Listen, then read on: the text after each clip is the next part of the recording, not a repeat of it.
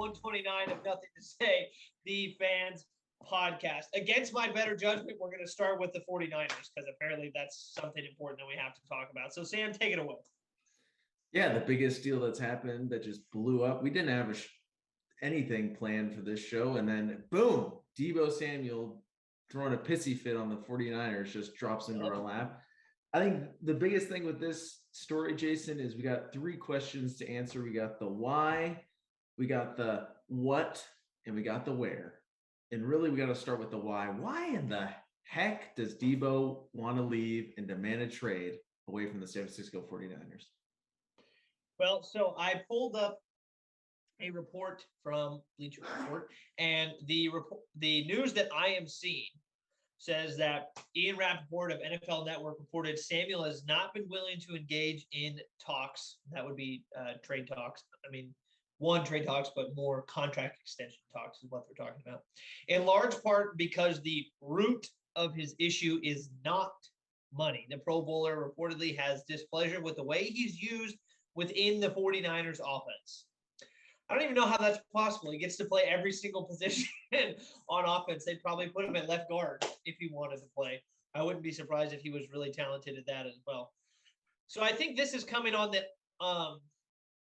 maybe this is a reaction to the fact that Devontae Adams got a 5-year, $141 million contract.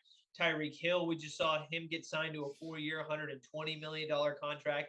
We know that DeAndre Hopkins has an average annual value of $27.3 million a year. All of these are coming from Bleacher Report, but we all know that. Also, A.J. Brown was another wide receiver who is talking about, getting a contract extension. So maybe, but like I just read and it was reported that it's not about money. So if it truly isn't about money, then maybe you could speak to this more as a 49er fan. If it's coming off, if the reason strictly is because of the way that they use him in the offense, I wonder if he was dissatisfied by how much they used him as a running back, maybe. Because if he wants to play wide receiver, but they want to put him at running back, is that what it like? I have no idea because it seems, and this is coming from somebody who doesn't play in the NFL, so wouldn't know, but it just seems like it'd be fun to play both of those positions. He's so effective and so good at both. Yeah, I mean, so there's no way that we can give any insight on this. With the only person that knows is Deebo Samuel of what's going on right now. All we can go off is what he looked like on the field, what we've heard, which has been very little this offseason about any discontent. It really just sounded like they were held up on money, but now money isn't an issue because they want to pay him like a top wide receiver. And then he's saying that that's not that big of a deal. It's about the role, and it's got to be about how much he's running the ball and how big his role is in that running game. And I think what it comes down to is maybe he's concerned that it's going to impact the longevity of his career. If he is getting that many hits and being that much of a downhill runner year after year, it's going to lend to more injuries down the road. And it's going to really shorten that career and shorten that payday for him. That's the only thing that I could think of, because when Kyle Shanahan implemented him into that run game, it made him such a much more valuable player than what he was as just a wide receiver. And he was having a great year through, I think it was the first 9 games when the Niners were struggling. He was having a great year receiving wise. I think he was putting up close to 1,000 yards in 9 games. He had 7 touchdowns receiving. And then once they flipped the switch of, hey, this guy's going to be almost a 50-50, 75 or 70-30, I'd say, running and receiving. That's when it really took his game to the next level. And he was able to almost manage the game and have put his complete stamp on the game. It just makes so much sense to me that he would want to be this player because it gives him the biggest role. And I think another thing too, and we're going to talk about what he's really going to garner in the trade market, but I think this coming out that he's unhappy with his role as that runner / receiver, I think really hurts his value, because I think a lot of teams are going to be looking at this like, oh, but we want to do what Kyle Shanahan and that offense did with you. Yeah. We necessarily don't want you to be just a receiver. Right, and that's under the assumption that his gripe is about being a runner, but at least from But the outside that's the looking only in, thing. that's yeah, that I mean, from the outside looking in, that seems like it. If based on what we're hearing, which is that it's not about money and it's about his role, then as fans and as people watching, you'd have to point to the running being the issue. So who knows? We're probably going to learn more over the next few days, but yeah, that's sort of our thoughts on that whole thing. You had two more things that we had Yeah, to get to: the so why, and the where, the who, and the how, so and the I what, think and the we when. answered a little bit of the why this is going on, and still we're going to probably learn a lot more. Maybe that relationship has deteriorated so much to where Deebo just, no matter what, just wants to leave from the San Francisco. That I don't think is the case, because I think from everything we've heard, and this might just be because I'm a fan, but it sounds like John Lynch and Kyle Shanahan have been like upstanding citizens in everything Well, they've been handling, not even I player like. personnel and stuff. Yeah, even with you as a fan, I agree with you. I was listening to ESPN earlier this week, and every report that I heard was that Deebo and Shanahan are on good terms. And that Mhm. was just earlier in the week on, I think, like Tuesday. And we're filming this on Wednesday. So, Yeah. Well, we'll get a clearer picture for that. But for the what, I think the two biggest things we have to look at is that Devonta Adams trade that you mentioned and that Tyreek Hill trade that you mentioned, and going into that, sort of the numbers that he's going to garner in terms of extension. I think those are the biggest things we got to talk about here. Obviously, that Adams deal that sent him to the Raiders was for the 22nd pick this year and a second rounder this year.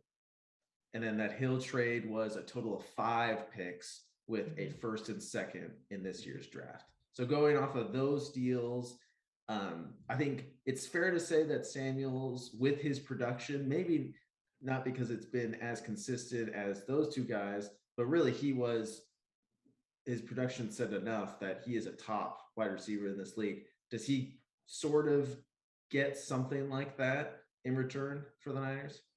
well, I was thinking so, but something you said earlier made me second guess that, because I think you might be right. If if Debo's contention right now is the fact that, and this is just an assumption Mhm. based on what we've heard, but if it really is a matter of him not wanting to run the ball as much, then I wonder if that does actually diminish what teams would have been willing to pay him. Or I wonder if it does the opposite. Because think about it this way: think about Zeke and how much money he got paid, and ever since he got paid, his production has just gone down. And I actually, give me 1 second, because it's funny that it's just a coincidence that this thought came to me, because I saw something earlier in the week. It was from CBS, and they had posted something about Zeke's production level ever since he Oh, it's signed the gotten deal. worse and worse. It's gotten worse every single year. Here it is. Yeah. So in 2016, he was averaging 108 yards per game. Then I'll just go 17, 18, 19, 20, all the way 21. So it was 108 yards, 98 yards, 95, 84, 65, and 58. So running backs get pounded and pounded and pounded and pounded and pounded. And it's hard to justify paying amount of money when, one, you could get so many different running backs, and usually they go downhill unless you're Frank Gore. So yeah. um, so I wonder if it's going to do one of two things. I could hear an argument saying we're not going to pay you as much because you're not going to do as much as we want you to do. But then on the other hand, well, now we're going to pay you a little bit more because your risk of getting injured as a running back is now no longer present. So now we're just going to pay you as a wide receiver. I could see it going both ways depending on what team he actually goes to. Yeah, I think the Niners will definitely be looking for no less than a first and a second in this next year's draft. I think that's definitely because they don't want to trade Deebo. That would be worst case scenario. They definitely want to try to figure this out because it's definitely worked last year. There's no doubt about that, that the two of them in that partnership worked last year. In terms of his value, I just think that this is hurting his value because right now, I think it's easy to say with everything that he brings to the table, he is the only person in the NFL, presumably, that can do what he did last year with running the ball and catching at that high of a clip. I think he's the only person that could do that.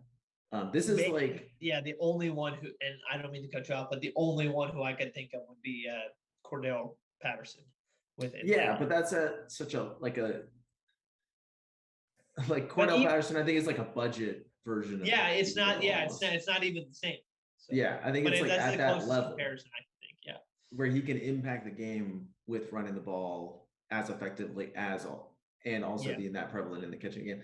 But this is like if Lamar Jackson one day during his contract talks, if he's like, you know what, Baltimore, I'm not running the ball anymore. I'm just gonna be a pocket passer. That diminishes his value as a player substantially. Yeah. And that's sort of along the same lines as what this Deebo thing is. If we're supposed to, and maybe he's not trying to eliminate it at all. Maybe the Niners went to him and was like, hey, you know what? 95% of the snaps, you're going to be a running back next year. And then 5% of those snaps, you're going to be a receiver. And he was like, whoa, that's ridiculous. Yeah, like hell. Maybe that was the case, right? But if we're going to assume that it's going to be sort of that same role that he had last year and he wants to diminish that, it's diminishing his value in the same way that if Lamar was to totally get rid of the thing that makes him special and unique to players at that position, that diminishes his value. Potentially, yeah. It just, again, I think it depends on perspective. Because if you're going to a team that already has a running back, then you don't need to worry about him running the ball all that much. Maybe you don't need it. Maybe you just work it in like a couple trick plays here and there, like maybe a Kansas City Chiefs style end around run with Deebo Samuel type thing, or put him in the backfield as a decoy. But if you have a team that doesn't have a great established running back, well, now you have a reason to use Deebo Samuel as your running back more often than not. So I think it depends on the situation that he goes to in that sense. So no, I think see both ways. I think he's definitely going to get that value. It's just really interesting because I think he's going to have to back off that stance and really clarify, no, I'm still willing to do everything for this new team to allow them to win. Because it almost seems like he's taking a stance of like a selfish stance of, oh, I'm not willing to do that if it means we're not going to win type of thing. Right. Which is tough to take as a player. Yeah. I think the last thing is where will he end up? What team can really, first off, meet the Niners asking price and also give Deebo that big contract? And what team needs him or wants him? All three of those things are definitely at play. I'm going to assume right now for me that the 49ers are still going to find a way to keep him. That would be what I'm going to assume is going to happen, that he's still going to end up with the 49ers. I saw a lot of people throw out, I shouldn't say a lot of people, I saw a lot of different outlets throw out teams that could use him right now. The Jets came up almost everywhere. I saw the Lions come up in one spot. The Packers came up. Kansas City. I know Kansas City, yes. Kansas City was the other big one that came up about as often as the Jets. Mm-hmm. All I'm saying, if he goes to Kansas City, that I'm going to lose it. There's not a question right now as to what the best division in football is. And I don't know if there's a question to maybe what the best division in like football history has ever been right now. But if Deebo went to Kansas City, that is worst case scenario for not only me as a Raider fan, but like every team in that division as well, because he adds a whole nother element. You think that Kansas City offense is dangerous now? Man, I'm here to – I can't say whether or not they'd be better or worse with Deebo or Tyreek. That's how much of an impact player Deebo could be, because he's not as fast as Tyreek, but he does a hell of a lot more overall, I think. He's not as much of a deep threat, but he's definitely he adds a different element to the game. It's just so. I saw one place suggest the Cowboys, and the only reason why I could see maybe that being a trade back and forth is if Deebo agreed to be a semi running back and then partnering him with Zeke, and then the 49ers getting Pollard as their main running back, who's at this point better than Zeke. I think that's safe to say. Yeah. So I could see that being maybe a trade where they go, okay, we have Zeke, we still like Zeke, we can't get rid of Zeke because we paid him all this money. We're going to bring in Deebo to sort of do what Tony Pollard did, maybe a little bit more, and plays wide receiver. Yeah. And then in return, the 49ers get a pick plus a starting running back. So that made logistically the most sense to me. But I don't think Pollard's better than Elijah Mitchell at this point. I don't think he adds anything. Ooh, I don't know. I honestly don't think he would add anything different to that offense. Than either way, I don't think having both of them would be a bad thing. No, they definitely wanted to. I mean, based off the fact that they wanted to bring back Raheem Mostert, I think they definitely want to have that dual attack of speed backs. Yeah. In that zone rushing. I think the Chiefs. First, let's get rid of the one out of the way that I think won't happen. The Jets make so much sense that there's no way it's going to happen. Well, they have equity to give too. They have picks. They have the draft picks. They have the cap space, and we know that they have the want because they were so in on the Tyreek Hill deal. So all those things point to and they have Robert Saleh, who came from the Niners, so he knows Deebo a little bit, presumably. Yeah. All those things lead to, and they have the Mike McDaniels, the old OC at the Niners, who coached Deebo. All those things point to, he's perfect fit in New York. But New York doesn't land these picks. Doesn't get these historically, no. Historically, no. The other place that I thought made sense was Philly. Philly, I think, makes sense as well. They don't really have a number one wide receiver. They have a good running back, but Deebo would be an immediate upgrade if they use him that way. I think he would fill, and to pair him with Jalen Hurts, I think that was the other one that caught my attention. It was Kansas City, Philly, and even the New York thing. Those three teams made the most sense in my head. I know logistically I said the Cowboys do, but I think that's no. I don't think there's any way that the 49ers are going to trade Deebo to Dallas. And Kansas City making this deal, the one hesitation I have with Kansas is because we know they have the draft capital because they just got it from the Miami. They have 2 firsts that they could easily give. We know they have cap space-ish because they didn't pay Tyreek. They have a clear need because they don't have a number one wide receiver apart from Travis Kelce, and he can't catch every ball that Patrick Mahomes throws. They need a wideout to really bring in that space. Do they want to pay a guy at that top of the position, top of the market money? Because that's the whole reason why they traded Tyreek Hill. They weren't willing to pay that money. Yeah. Do they trade for a rental? Because he'd be on their team for 1 year, and then maybe they get something done, and then. But is that worth a first round pick for just 1 year of Deebo Samuel and then he walks? Mm-hmm. They do need to do something though. They're in a desperation mode, I feel like. Yeah, I don't know. It'll be interesting to see what they end up doing. Either way, if he does end up leaving, there's gonna be a big name wide receiver going to a different place, which again is seeming to be a trend as of recent. But I think, can we both agree the perfect spot for Deebo is in San Francisco? Yes, I agree. Where he can have the most value, I think, is in San Francisco.